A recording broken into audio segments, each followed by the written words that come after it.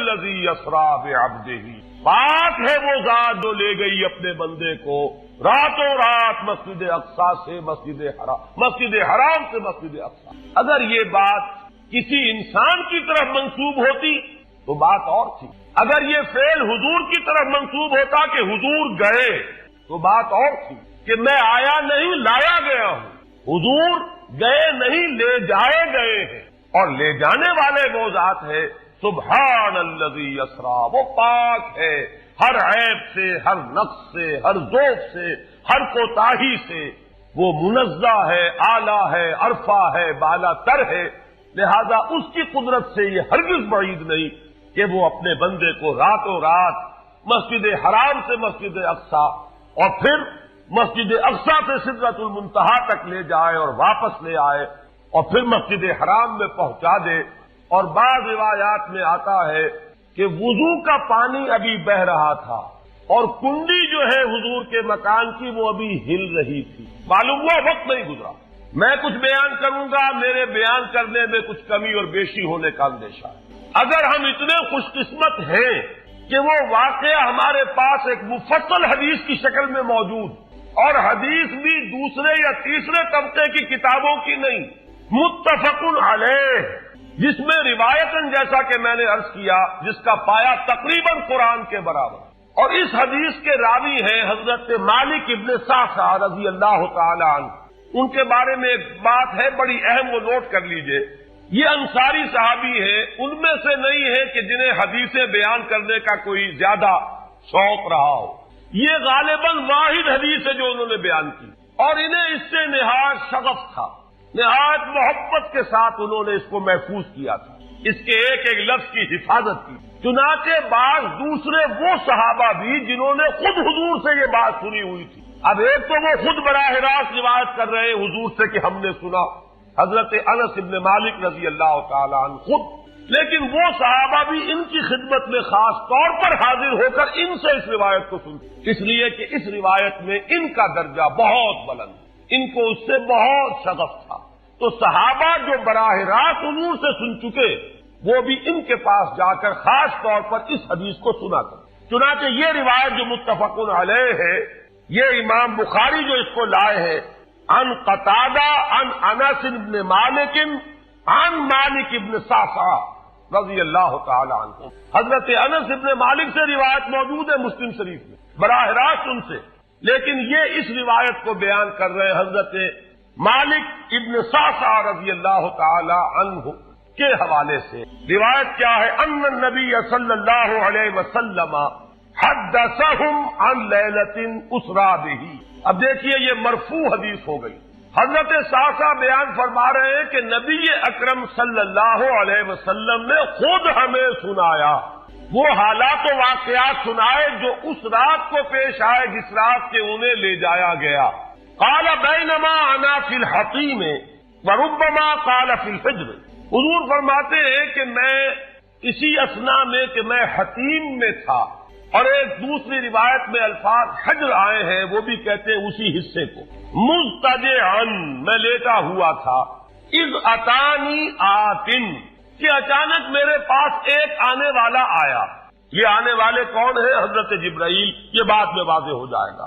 فاشتق ما بین ہذہ الی ہذہ، حضور نے اشارہ فرمایا اس نے یہاں سے یہاں تک میرا سینہ چاک کیا، یعنی من طفرت نہرہ الی شعرتہ، یہ جو گڑھا ہے حلق کا گڑھا یہاں سے لے کر تیرے ناف تک سینہ چاک کیا، فاستخرج قلبی اور میرا دل نکالا، ثم اعطیت بطست من ذهب مملوء ایمانا فغسل قلبی، پھر ایک تشت لایا گیا سنہری جو ایمان سے مملوء تھا، بھرا ہوا تھا، تو پھر اس کے ذریعے سے میرے اس قلب کو سینے کو دھویا گیا، ثم حسیا ثم اعید وفی روایت، اس کے بعد اس کو لوٹا دیا گیا اور پھر وہ زخم بھی سی دیا گیا۔ ایک روایت میں آتا ہے ثم غسل البطن بماء زمزم ثم ملئ ایمانا وحکمتا، اسی طریقے سے پورے پیٹ کو بھی صاف کیا گیا ماء زمزم سے اور اس میں بھی ایمان اور حکمت بھر دیے. ثم اوتیت بدابۃ، پھر میرے پاس ایک چوپایا لایا گیا، دون البغل فوق الحمار، جو بغل یعنی خچر سے تو کچھ چھوٹا تھا اور حمار یعنی گدھے سے کچھ بڑا تھا. اب یہ جو سفید تھا، یقال له البراق، جس کا نام براق ہے. وَيَضَعُ خَطْوَهُ عِنْدَ أَقْصَى طَرْفِهِ، اور اس کا ہر قدم اس کی حد نگاہ پر جا کر پڑتا تھا. فَعِلْتُ عَلَيْهِ، میں اس پر سوار ہوا. فَانْطَلَقَ بِي جِبْرَائِیل، اب یہاں نام آ گیا، وہ آنے والے کون تھے. پھر چلے میرے ساتھ حضرت جبرائیل، حَتَّى أَتَى السَّمَاءَ الدُّنْيَا، یہاں تک کہ وہ آسمان دنیا تک پہنچ گئے، جو پہلا آسمان. اب یہاں دیکھیے وہ روایت میں جو زمینی سفر کا درمیانی حصہ ہے وہ رہ گیا. دوسری روایات سے ہم اس کو جوڑ کر جمع کریں کہ پہلا زمینی سفر ہے، مسجد اقصیٰ تک پہنچے ہیں. وہاں جا کر روایت میں آتا ہے میں نے وہیں اپنے اس خچر کو باندھا، براق کو، جہاں انبیاء باندھا کرتے تھے، اور پھر وہاں میں نے نماز ادا کی. بہت سے لوگ جمع ہوئے، میں منتظر تھا کہ کون نماز پڑھائے گا، کہ جبرائیل نے میرا ہاتھ پکڑ کر مجھے آگے کیا. میں نے نماز پڑھائی اور پھر جبرائیل نے مجھے بتایا کہ یہ تمام انبیاء تھے جو اس دنیا میں مبعوث ہوئے ہیں، اور آج آپ نے ان سب کی امامت کی. یہاں سے پھر شروع ہوا ہے وہ دوسرا سفر. لیکن جب پہلے آسمان تک پہنچے، فاستفتح، انہوں نے دستک دی، کھلوانا چاہا. قیل من ھذا، پوچھا گیا کون ہے. قال جبرائیل، انہوں نے جواب دیا جبرائیل. قیل ومن معک، پوچھا گیا کہ آپ کے ساتھ کون ہے. دیکھیے یہاں ذہن میں رکھیے گا، اس امکان کو کوئی شخص مسترد نہیں کر سکتا کہ ان ملائکہ کے علم میں ہو، لیکن پھر بھی پوچھ رہے ہیں. قانون ہے، دروازے پر دستک دینی ہوگی، آئیڈینٹی ڈسکلوز کرنی ہوگی، چاہے علم میں ہو. جج جو ہے وہ اپنے علم کی بنیاد پر فیصلہ کبھی نہیں دے گا، وہ تو مقدمے کی سماعت ہوگی، شہادتوں کی بنیاد پر فیصلہ ہوگا. ذاتی علم کی بنیاد پر کرنا ہے تو وہ خود کسی اور عدالت میں اس مقدمے کو منتقل کرے اور وہاں گواہ کی حیثیت سے. تو قانون ہے. پوچھا گیا آپ کے ساتھ کون ہے. قال محمد صلی اللہ علیہ وسلم. قیل وقد ارسل الیہ، پوچھا گیا کیا انہیں بلایا گیا ہے. قال نعم، انہوں نے فرمایا ہاں. قیل مرحبا بہ فنعم المجیء جاء ففتح فلما خلصت، اس کے بعد کہا گیا مرحبا ان کے لیے، تہنیت ہے، مبارکباد ہے، خوش آمدید ہے، کیا ہی اچھے ہیں وہ جو لائے گئے ہیں. پھر وہ سمائے دنیا جو ہے اس کا دروازہ کھولا گیا، میں اس میں داخل ہوا. فاذا فیہا آدم، میں نے دیکھا وہاں حضرت آدم تشریف فرما ہے. فقال ھذا ابوک، جبرائیل نے کہا یہ آپ کے جد امجد ہیں. فسلم علیہ، ان کو سلام کیجئے. فسلمت علیہ، میں نے انہیں سلام کہا.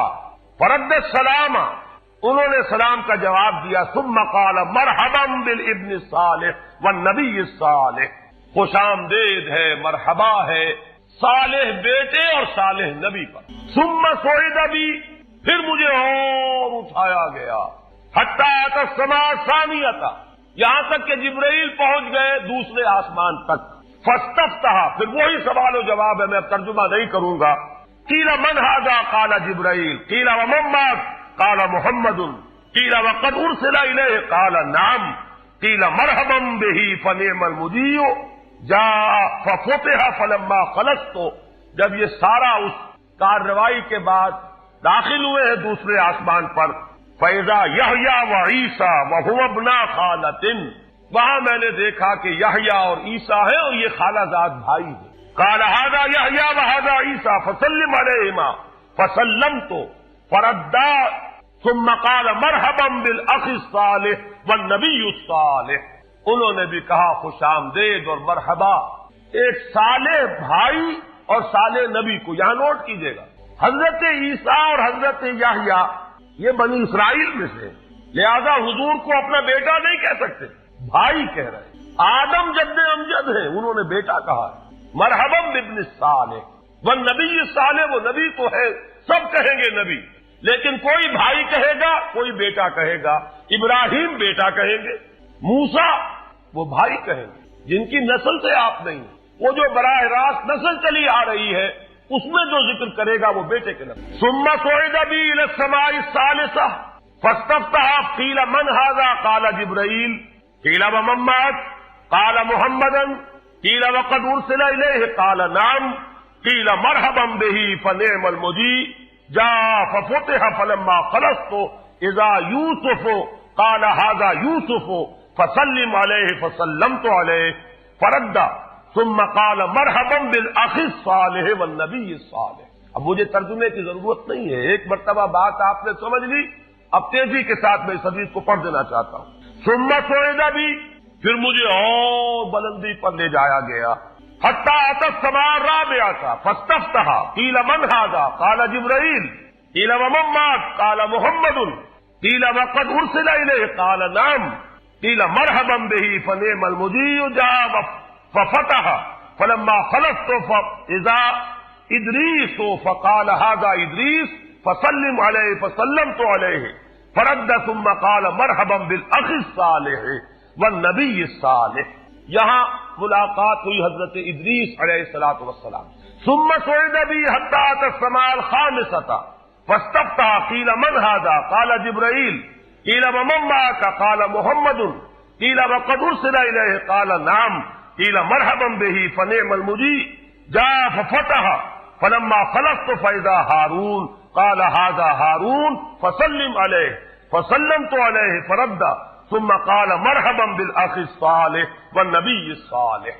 ثم صعد بی حتی اتی السماء السادسۃ فاستفتح قیل من ھذا قال جبرائیل قیل ومن معک قال محمد قیل وقد ارسل الیہ قال نعم قیل مرحبا بہ فنعم المجیء جاء ففتح فلما خلصت فاذا موسیٰ قال ھذا موسیٰ فسلم علیہ فسلمت علیہ فرد ثم قال مرحبا بالاخ الصالح والنبی الصالح۔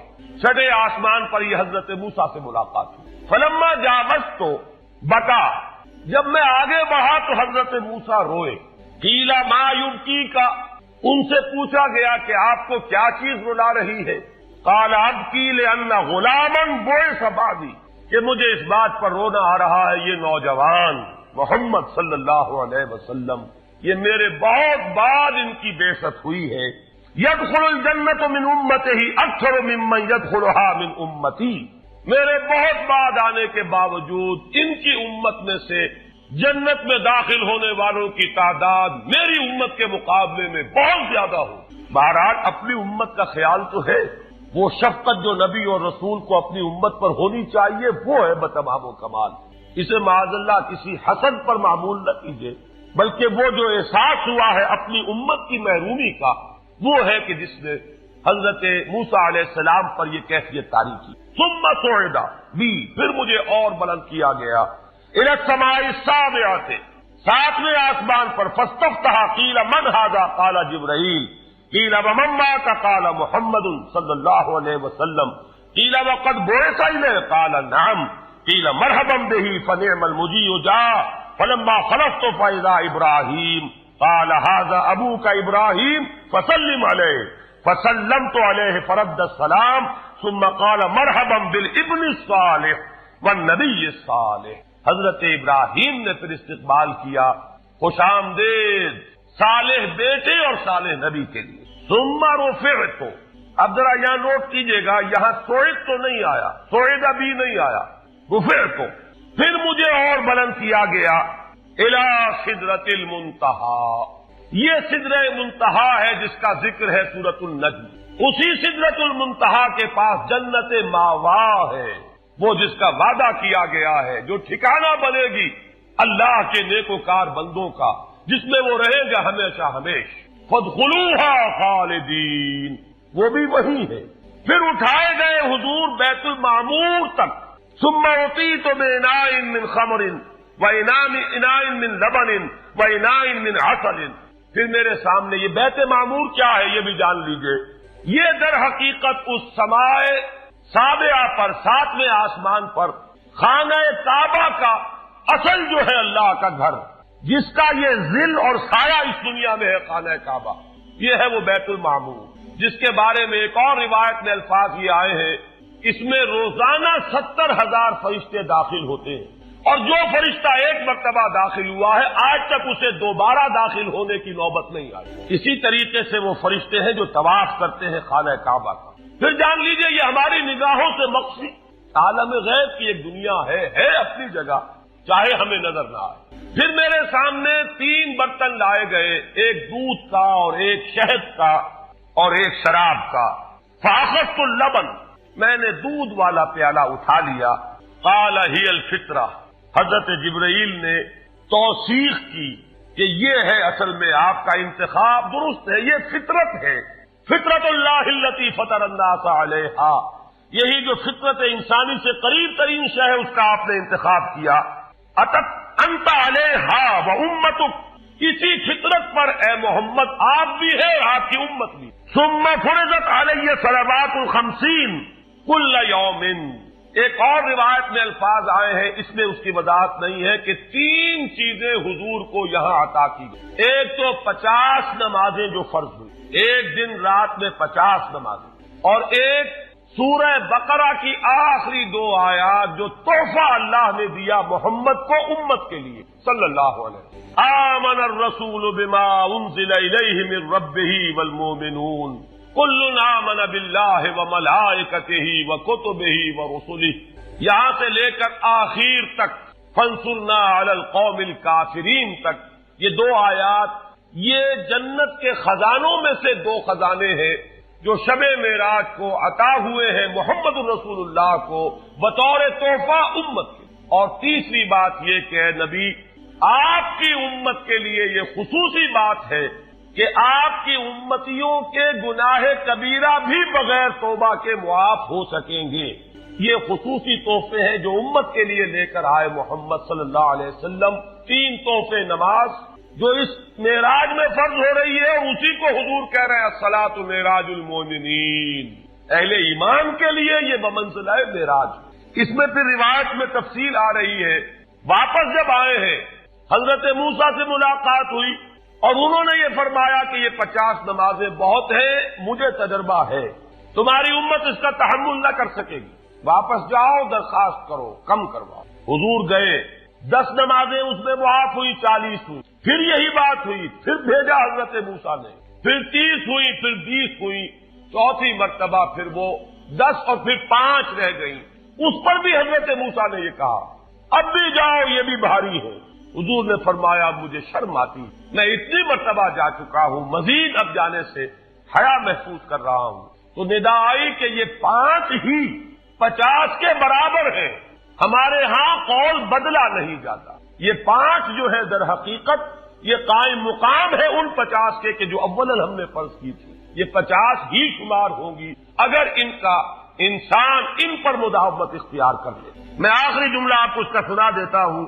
فَأُمِرْتُ بِخَمْسِ صَلَوَاتٍ كُلَّ يَوْمٍ فَرَجَعْتُ إِلَى مُوسَىٰ فَقَالَ بِمَا أُمِرْتُ بِخَمْسِ صَلَوَاتٍ كُلَّ يَوْمٍ قَالَ إِنَّ أُمَّتَكَ لَا تَسْتَطِيعُ 5 صَلَوَاتٍ كُلَّ يَوْمٍ وَإِنِّي قَدْ جَرَّبْتُ النَّاسَ قَبْلَكَ وَعَالَجْتُ بَنِي إِسْرَائِيلَ أَشَدَّ الْمُعَالَجَةِ، میں نے بنی اسرائیل کا حتی الامکان معالجہ کیا، ان کے حالات کو درست کرنے کی کوشش کی، لیکن مجھے تجربہ ہے یہ 5 بھی نہیں جھیلی جائیں گی۔ فَارْجِعْ إِلَىٰ رَبِّكَ فَاسْأَلْهُ التَّخْفِيفَ، مزید تخفیف چاہیے لِأُمَّتِكَ قَالَ سَأَلْتُ رَبِّي حَتَّىٰ اسْتَحْيَيْتُ وَلَٰكِنِّي أَرْضَىٰ وَأُسِلُّمُ قَالَ فَلَمَّا جَاوَزْتُ نَادَىٰ مُنَادٍ أَمْضَيْتُ فَرِيضَتِي وَخَفَّفْتُ عَنْ عِبَادِي متفق علیہ۔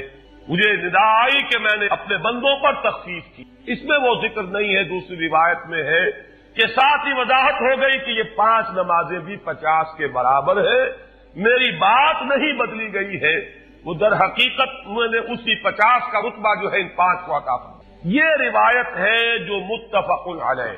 روایات کثیر، جنت اور دوزخ کے جو مشاہدات کرائے گئے وہ بہت تفصیل سے دوسری روایات میں، لیکن کسی اور روایت کا استناد کے اعتبار سے، اسناد کے اعتبار سے وہ درجہ نہیں ہے جو اس روایت ہے۔ باقی میں نے مسلم شریف کی روایات میں سے اور تفاصیل آپ کو سنائی ہے۔ یہ ہے واقعہ۔ پھر حضور واپس آئے ہیں، وہیں بیت المسجد اقصی میں آئے ہیں، پھر واپس تشریف لائے ہیں، اور اس کا میں بیان کر چکا ہوں دوسری روایات میں کہ وقت بالکل نہیں گزرا، کہیں روک دیا گیا ہے، پوری کائنات کو کہیں تھام دیا گیا. یہ بات تو وہ ہے جو آج سے پہلے بھی سمجھ میں آ سکتی تھی کہ شاید کسی ایک جگہ پر پوری کائنات کو روک دیا گیا. وقت بالکل نہیں گزرا کسی کے لیے. لیکن جیسا کہ میں نے عرض کیا, اس وقت تو یہ بھی سمجھ میں آتا ہے کہ سب کے لیے وقت گزر رہا ہو اور صرف محمد الرسول اللہ کے لیے نہ گزرے صلی اللہ علیہ وسلم. آج یہ بات بھی سمجھ میں آ سکتی ہے. لیکن یہ ہے کہ قرین قیاس وہی پہلی بات ہے کہ اس میں پورے اس وقت کے لیے وقت کی رفتار کو روک دیا گیا ہو. وہ مثلا یاد آ گیا کہ آگے بڑھو یا وقت کی رفتار روک دو. تو یہ وقت کی رفتار ہے جو محمد الرسول اللہ صلی اللہ علیہ وسلم کے لیے روک دی.